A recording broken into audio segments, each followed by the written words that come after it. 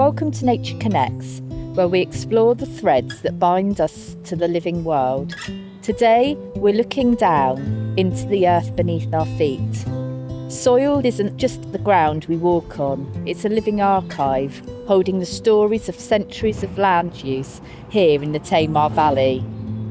From the early clearances and orchards to thriving market gardens, these soils have fed communities and fueled economies, but they've also felt the weight of change. Today we stand on this rich heritage. We face new questions. How healthy is the soil that sustains us? And what choices will shape its future? Because soil health isn't just about crops, it's about climate, biodiversity and resilience for generations to come. My guests today are going to be our very own Tamara Landscape Partnership land manager, Sarah Richardson. We'll also be taking a walk with local farmers Tim and Bonny Lightfoot, who are award-winning beef producers and a driving force behind a thriving farm cluster group in Stoke Climsland.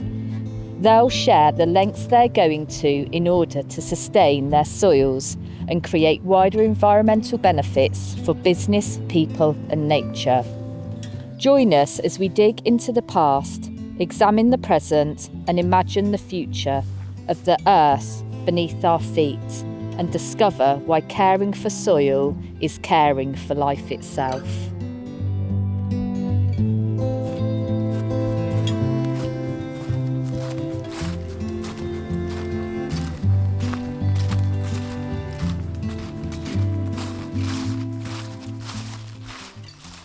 So we've arrived at Owren Farm. We're stood in the yard. I can see the Charolais bullocks feeding. We've got some out in the field. It's a beautiful morning after the horrendous wind and rain yesterday.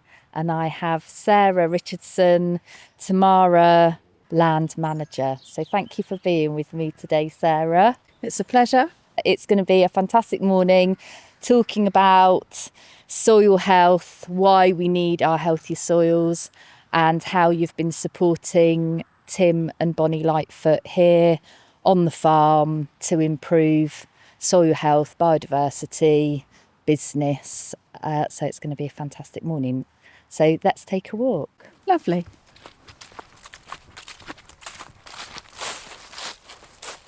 So we've walked away from the farmyard and through the lanes, and we've just turned in to one of the fields, and I've got Bonny here with me, so it's lovely to be with you, Bonny. Thank you very much, Jeanette. So if for our listeners you could just explain and create an image for them where we are, where we're standing, and a bit about your farm and the landscape. We're actually in one of our fields and it's called Claylands.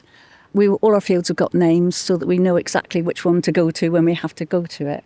You look across the valley here and all the land that you see at the moment is part of Owren, and we farm it, and this part of Owren next to the Luckett stream is grassland. That's one of the reasons why we have it for grasslands, because it helps the flow of water from going into the Luckett stream.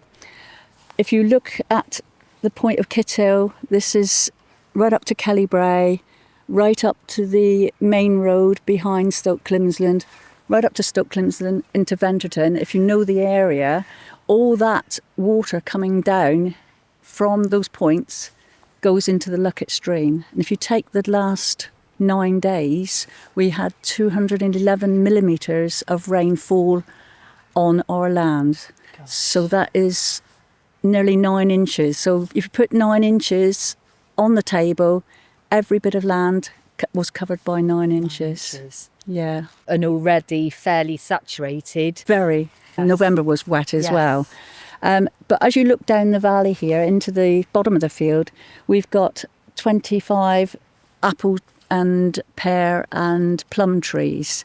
They have been put there into a buffer strip, a riparian strip, to help stop the flow of water. Those roots will go into the ground and help stop the water going into the stream. Those trees were planted by the Duchy of Cornwall in a recognition of Charles's 70 years of being a prince. They were planted about 4 years ago, so they're just gradually fruiting, but I think we're still not letting them fruit because of the weight on the branches. So each year the apples get picked off so that it matures the trees. And I can see that it's fenced off. It is fenced off against there so that the cattle can't get in there, yes. Yeah. So that stream contains our leaky dams also. Fantastic. Well, we will take a look down there shortly.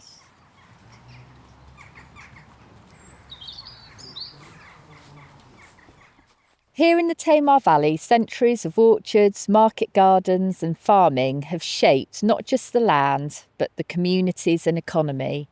This fertile ground has been a lifeline, but it's also under pressure. So why does the health of the soil beneath our feet matter, not just for farmers in the Tamar Valley, but for all of us? So globally, we lose an estimated 24 billion tonnes of fertile soil every year. So it's really important to look after our soil. When it degrades, we lose crops, floods become worse, and carbon escapes into the atmosphere. It's not just a problem within the farming community, it's about climate, our food security, and building resilient communities as well. So how can we protect this? From regenerative farming in the Tamar Valley to global soil stewardship, the choices that we make can help shape the future beneath our feet. So when you're talking about the tonnes of soil being lost, why is it being lost? When this land is saturated with rain, the soils get so spongy that they can't uptake any more water. So in the last 9 days in December, we've had 211 millimetres of rain. So that's actually creating more water on our soils and grassland, and instead of actually giving it time to soak in, it's running off the top, and that runoff contains all little bits of soils, maybe only microscopic, but it's all those microscopic things adding together and ending up down into the streams and rivers. And when we lose our soils off the fields like that, we're losing the productive capacity of the fields to grow food. Losing nutrients from our crops. So to be able to hold those nutrients, we have to work with our soils to be able to hold that back. So is there a time of year when soil loss is at more risk, or is it very much climate and weather dependent? It is climate and weather dependent, but that would come into the time of year when you're more likely to lose it. And also, it depends on your soil type, the topography of the land. For example, if you've got, it's not a Tamar Valley issue necessarily, but Lincolnshire way, they've got big, flat, sandy soils, and wind erosion is a real issue up there because the wind blows across the fields and whips the top layer off. Here in the Tamar Valley, we've got sloping valleys. The runoff of the water across the top is more of an issue for us here. So by ensuring that there's growing roots in the ground to hold the soil in place is really quite important. One of the things we've got on farm now is a sward lifter, and that was supplied by the Tamar Valley and to our farm cluster group of 23 farms. So we've been going out, or Jake's been going out, using the sward lifter across the contours of the land, of the fields, and that is then making a slit in the grasses, and as the water runs down it seeps down into those cracks, so the water's being retained rather than run off. So we're grateful that the Tamar Valley has been able to supply us with this tool to be able to help our soil erosion. So what pressures and practices, both past and present, have led to the decline in soil health? So there's no one particular cause of it. It's quite a complex issue. It changes in farming practice, for example. We've come away from diverse cropping. There's a lot more monoculture cropping where people just grow the same crop in the ground year after year after year. Increased fertiliser and pesticide use. Historically, that caused an issue. I think with the pesticides and herbicides, like we were talking earlier, we've actually reduced our pesticides and herbicides, mainly because government legislation has taken out all the bad pesticides and herbicides that damage our environmental landscape. So by having reduced products at our hands, we're actually helping the environment thrive more. So is there still within practice the use of pesticides and fertilisers, but on a much lower scale, or within regenerative practices, is it being completely removed and it is far more about farming practice? I think there's a lot more awareness of the damage that can be caused by overuse of fertilisers and pesticides and herbicides. I think there's still a place for it, but it's a lot more targeted these days, partly due to awareness, partly due to costs, and like Bonnie says, partly due to legislation. I think all of these factors have come in to greatly reduce what's used. I think a lot more farmers are using the integrated pest management techniques, where they're looking at beneficial insects and pollinators that are then going to eat the bad things, eat the bad insects and the bad pests. So it's creating that biodiverse habitats. So it's that holistic view in how you're managing your hedges and your margins and your buffers to how you're then grazing when you're cropping, and that working together as a whole cycle. Yes, that's correct. Yeah. It's going back to regenerative farming, but it's traditional mixed farming. Yeah. So having livestock and crops and cycling it rather than just concentrating intensively on one enterprise on the farm. Yeah. It's having that mix. And then I guess it's then implementing the science with it, that we've now got the science and the technology to help inform soil health, carbon within your farm. Yeah, we actually at OREN grow and produce all our feed, so that alleviates any imported into our farm, so that we've got our cattle, we rear them up, we feed them, and they produce dung, which feeds soil, all the bugs in the soils, the worms, the beetles, the door beetle apparently, which I found the other day, and they are quite common. They're the bigger beetle. They were really very interesting creatures. Yeah. And your dung beetles. And me dung beetles, They've got several dung beetles. I'm quite overwhelmed with them, really. Every time you go in a field, you're actually going in there, head down, and some people must wonder, well, what's she doing? Just assessing the dung beetle population.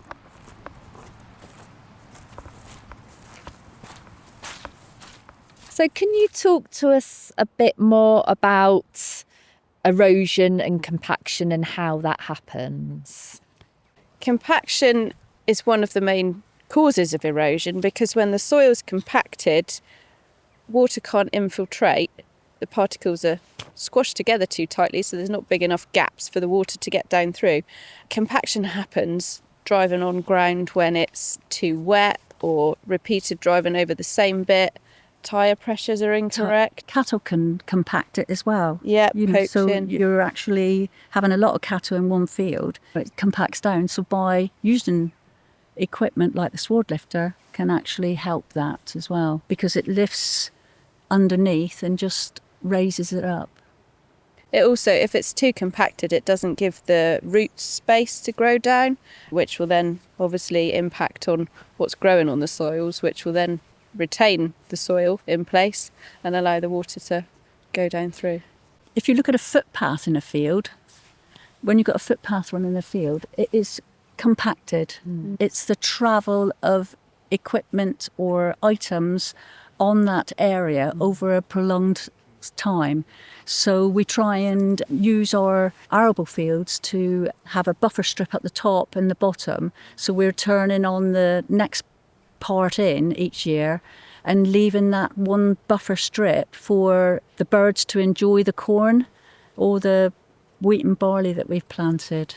So those strips are left for 12 months and we're utilising the inside of the field until we plough up again and create next year another and that rotation. Yeah, rotation. And the buffers will also give you that strip to catch any of the runoff of the soil, the sediments and any chemicals that are disappearing off your field. They're then held within the buffer strip before it reaches the watercourse. So then improving our water quality Yes.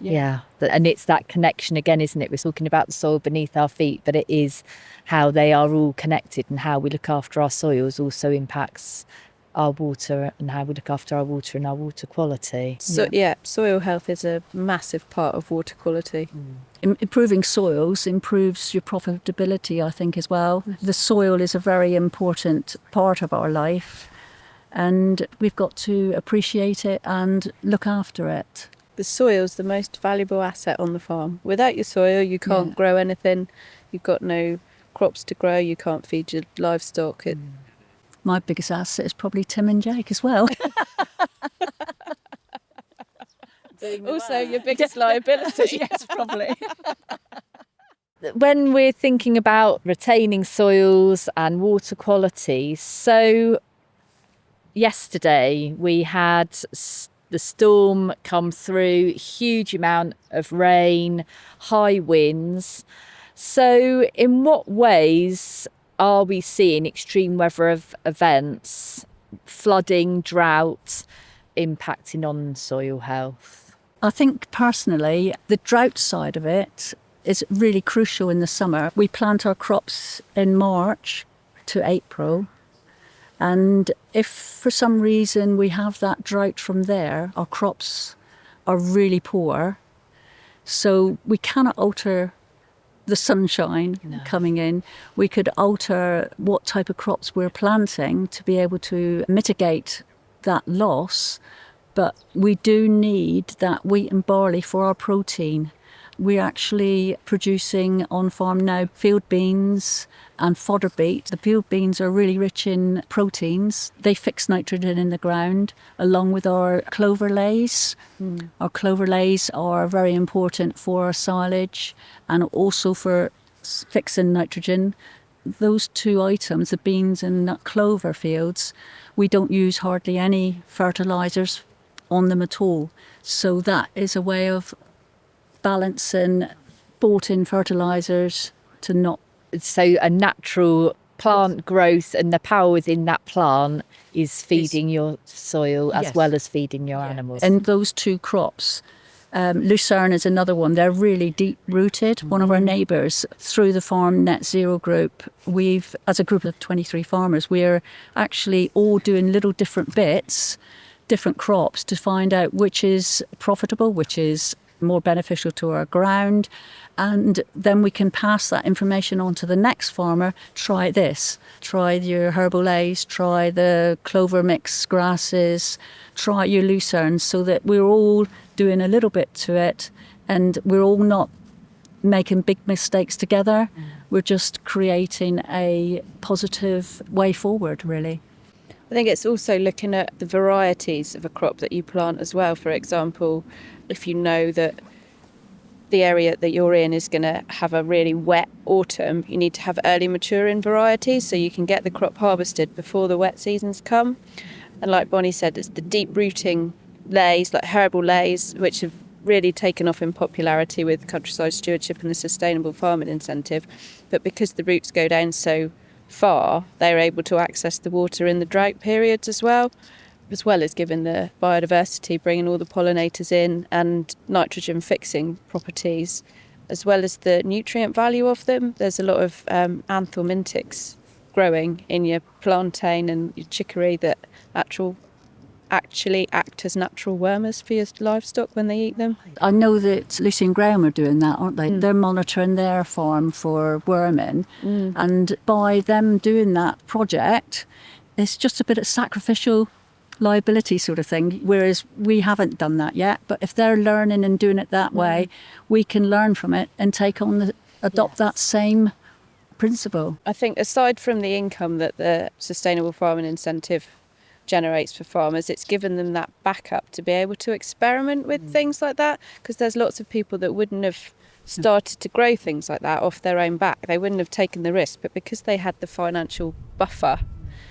And going forward, if all of the grant schemes are removed for herbal lays, I think there's a lot of people that would continue to do it because they've seen the environmental and business benefit that these things bring. Not to mention the benefit to the dung beetles by lack of Well, that's farmers. exactly what I was thinking, that's why you've got your dung beetles back. Yes, Yeah, amazing. So you've mentioned Farm Net Zero. Could you tell the listeners a bit more about that project, the main core focus behind that and your involvement? Back several years ago, I wanted to get the farmers all involved in doing something together. And we had an incident on farm where we had people come and cut our silage sheet, cut our bales on our straw, emptied our trailers out of corn. And from that point on, I got every farm on board to produce a WhatsApp group. And I got about 50 people involved in the parish in total. But out of those 50 odd people, I've got 23 farmers then, which we then produced a climate change action group. So those farmers were then having meetings throughout COVID. And 3 years ago, 2.5 years ago, we decided that we would do a farm facilitation group. So we've now got 23 farms within that facilitation group, and it's run by West Country Rivers Trust.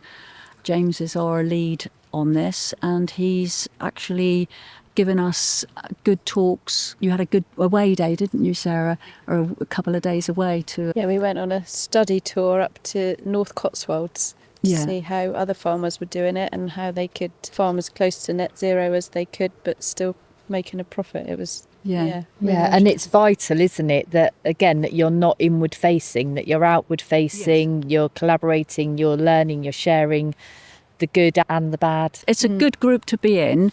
Recommended for anybody to produce a group like this. It's not just the learning side of it. Because of our environment, we're out in the fields all the time.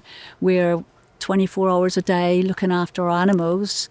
It's a great way to stop and have a social with like-minded people, and that benefit outweighs a lot of things, really, to be able to go and have a pint and a natter, a laugh and a joke. Yeah, and it's the importance then of your well-being and being part of a community. And farming can be quite an isolated industry, and it's really important for people to get together and talk about their problems and know that they're not alone. To leading on to that, one of my neighbours was trying to encourage me into the WI, and I left it for a couple of years, and I thought, oh, go on, give it a try. So I thought, right, and do you know what? I started to enjoy getting off farm just to get that 2 or 3 hours a month away. And through that group, I've grown, I think, really, being a bit more confident. I'm treasurer of that group. And through this last 12 months, we've been in a project called Wild About Wildlife. It's a county level project, and we're aiming to get a cup for it. So it's always a little taster or something, isn't it? You're trying to get something back. So we as a group been looking at the bats in the area. We've been looking at the Merlin app with all our birds. We've had our heads down looking at dung beetles. We went to Poe Hills and looked at all the things around the pond, and they come and built my leaky dams. So we had them here, and it was amazing. You know, they all pitched in, all us older ladies, into the stream, built these leaky dams, and they're still there. After all this rain, they're still there. So quite impressive way of doing things, I think. And as a community. Yeah. And of course, after WI, what do we have? Tea and cake. Homemade cake, of course. Oh, I heard it wasn't tea. There was some tea. Yes. Some cider. Some cider.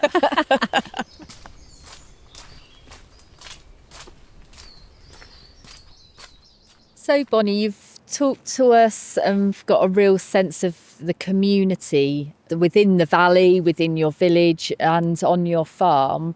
So you've also been involved not only with the farm cluster, but the Farm Net Zero project that is part of the Farm Carbon Toolkit. Could you talk to us a bit more about that, please? The Farm Carbon Toolkit is a wonderful group of people, and the Farm Net Zero, you know, they're all involved for our benefit, to be able to produce good quality food and the environment. They are environmentally based, encouraging us to dip our toes in the water, dip our toes in different ways and techniques to be able to see what works and what doesn't work.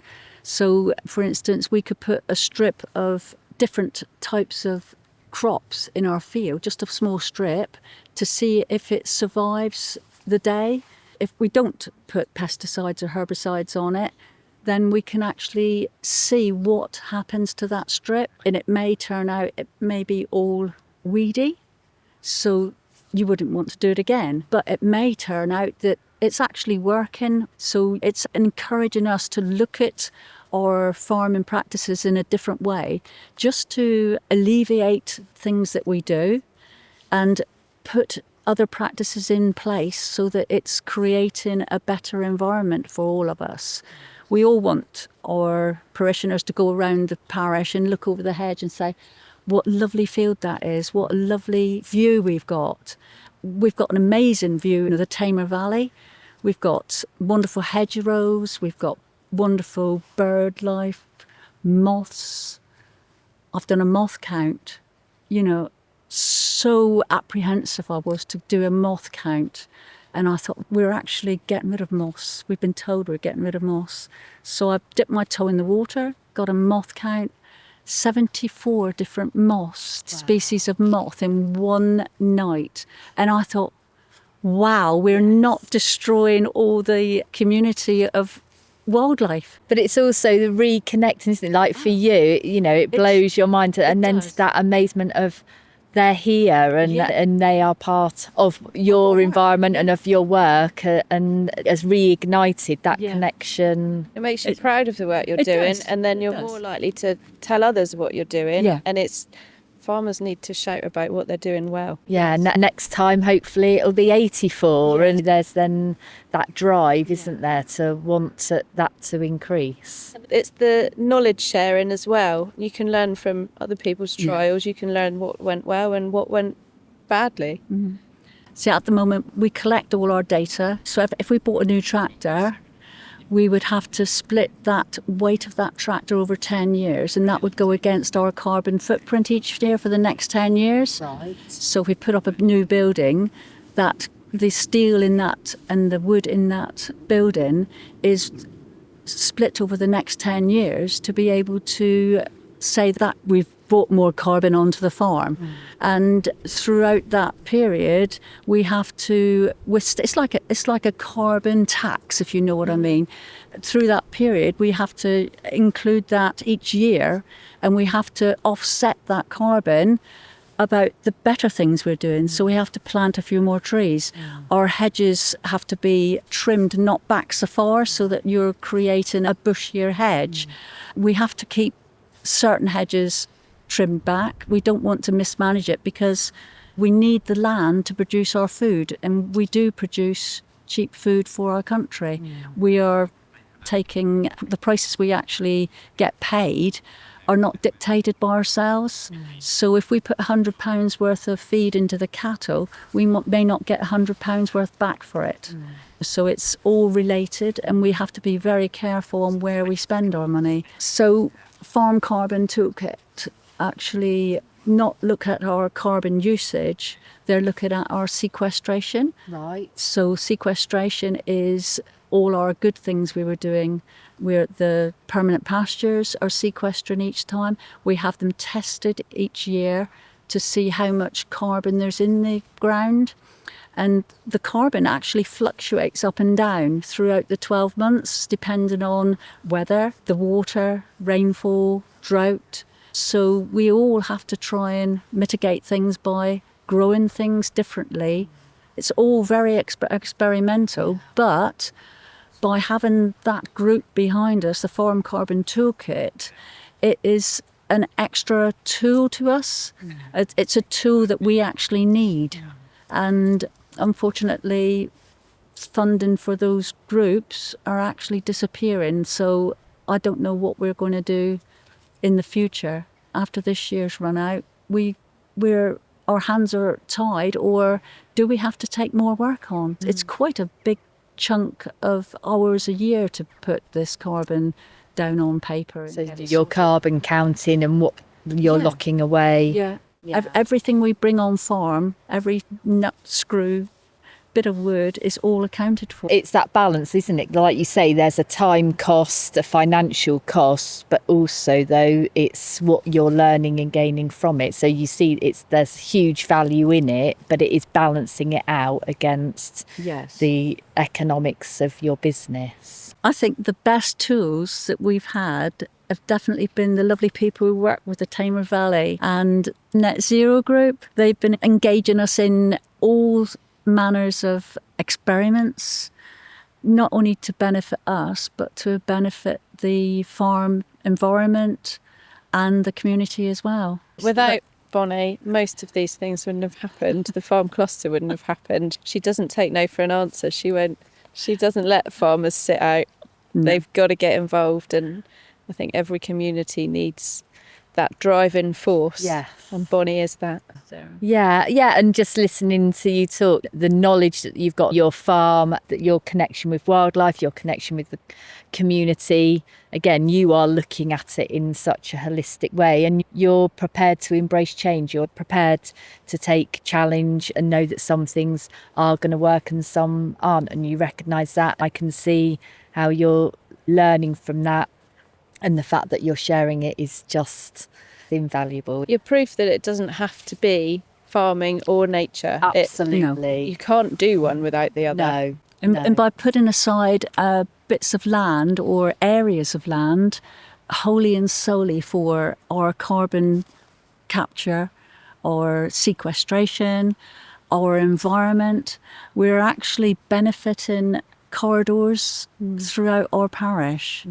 You know, we actually can't alter any world issues, but we can start by doing our bit on our farm. Absolutely. And I think that's been one of the really nice bits about the farm cluster, is that it's the collaboration, isn't it? It's like, yes, you can do what you do on your farm, but by doing that, you're also joining up something to the next farm, Yes. and everyone can see how their little bit does contribute to the bigger picture. Yes, we often talk about we need to feed the world, and the reality is that as one, you can't feed the world, but you can feed your family, your community. Yeah.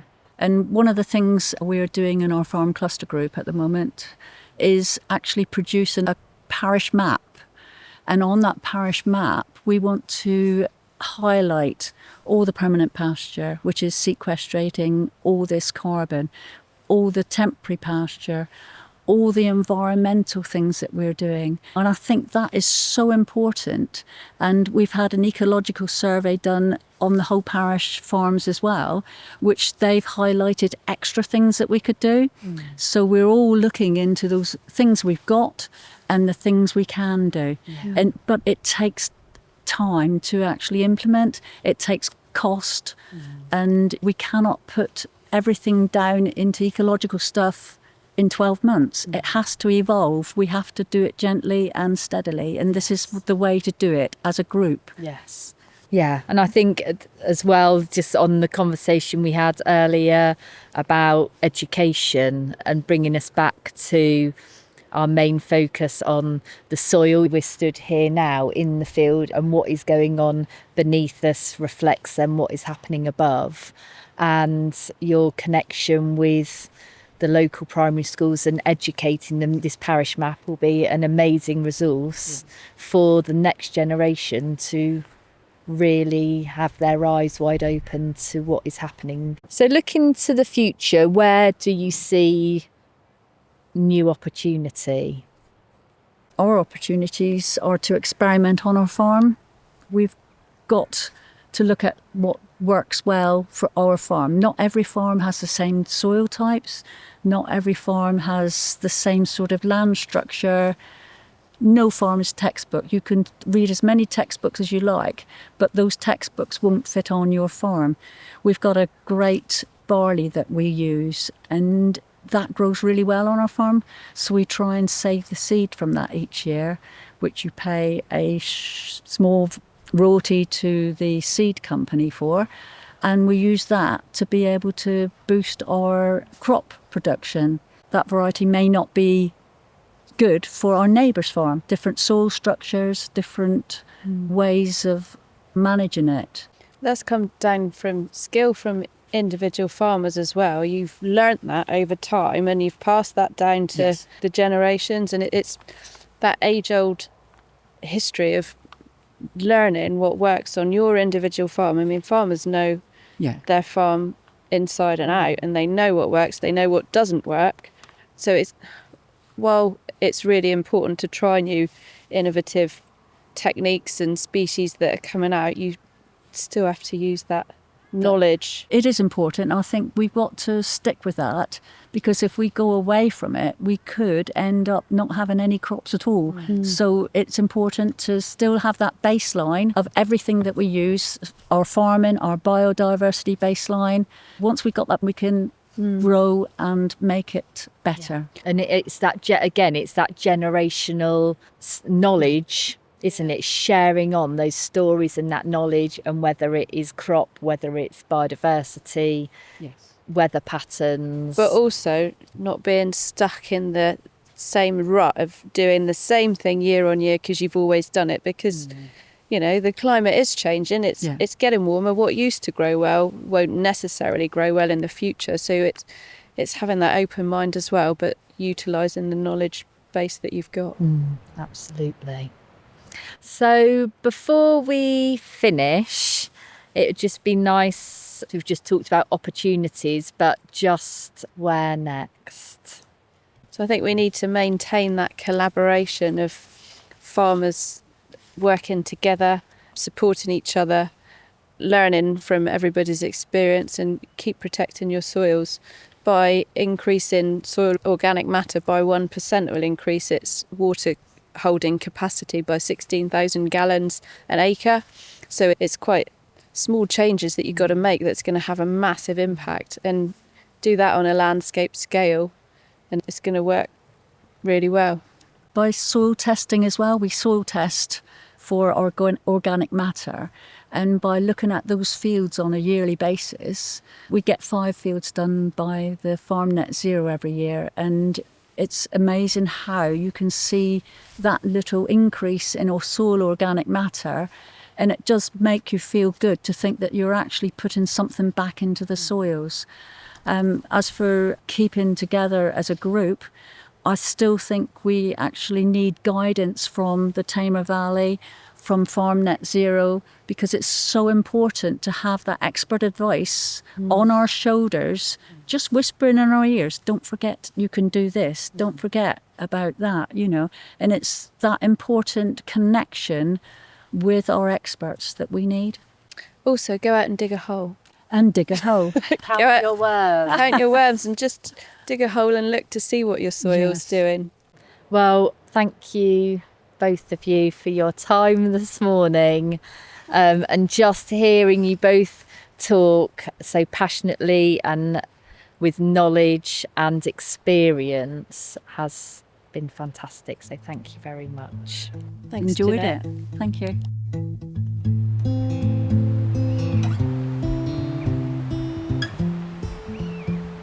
So our special species focus today is the common toad.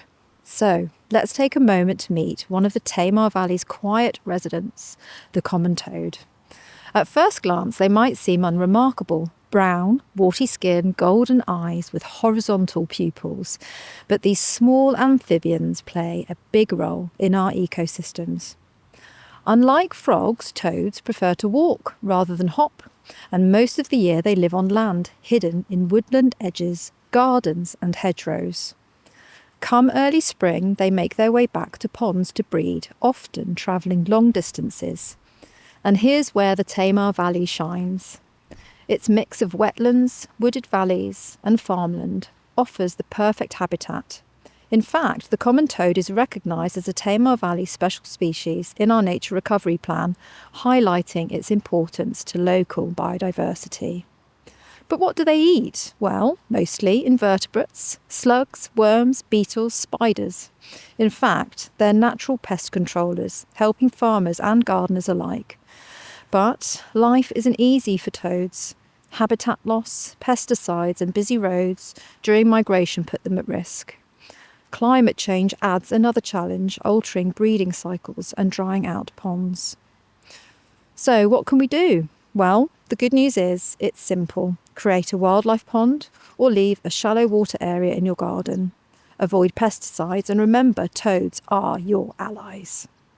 Leave log piles and leaf litter for shelter. And if you're near a migration route, join a local toad patrol to help them cross safely. Small actions make a big difference because when we care for creatures like the common toad, we're caring for the web of life that connects us all.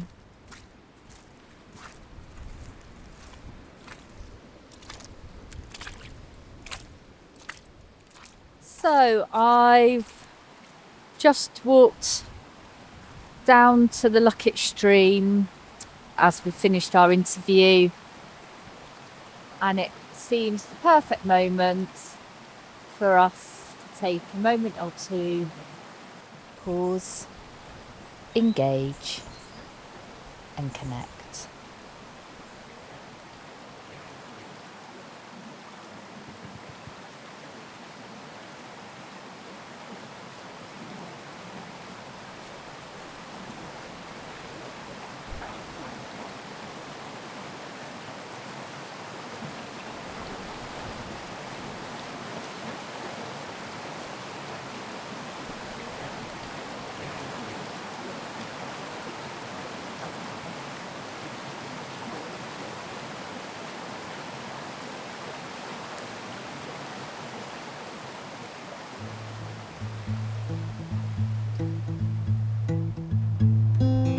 So as we finish recording our final episode of Nature Connects, titled The Earth Beneath Our Feet, it's been a fantastic opportunity today just to reflect on the podcast project as a whole.